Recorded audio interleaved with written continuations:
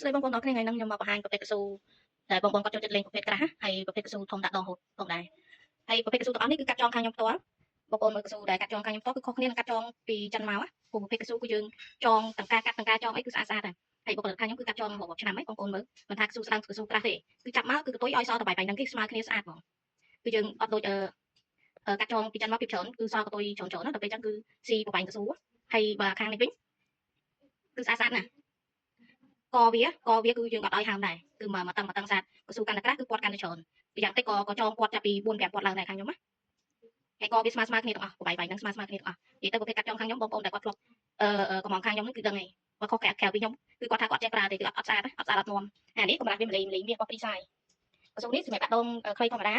ចឹងនេះកម្រាស់ម្លីហើយអានេះកម្រាស់2លី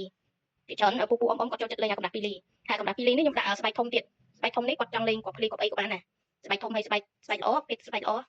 ហើយបើកម្រាស់2លីក៏ខ្ញុំយកប្រវែងហ្នឹងដែរបងប្អូនឃើញទេកម្រាស់2លីក៏ខ្ញុំយកប្រវែងហ្នឹងដែរកតុយ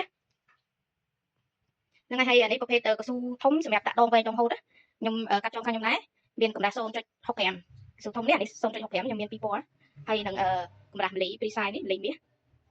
ហើយប្រភេទកៅស៊ូក្រាស់ខាងនេះវិញគឺកៅស៊ូដែលកាត់ចងពីចិនមកស្រាប់ខ្ញុំមានកម្រាស់ម្លី2អានេះកាត់ដងខ្លីធម្មតាហើយកៅស៊ូធំនេះវិញសម្រាប់កាត់ដងវែងដងហូតនេះគឺមានកម្រាស់ម្លីនេះកម្រាស់ម្លីកន្លះ2លីហើយកៅស៊ូកាត់ចងពីចិនមកគឺវារៀងវែងចឹងរៀងវែងហើយប្រភេទកៅស៊ូអីវាអន់ជាកៅស៊ូខាងខ្ញុំបន្តិចប៉ុន្តែនៅតែប្រើបានដូចគ្នាណា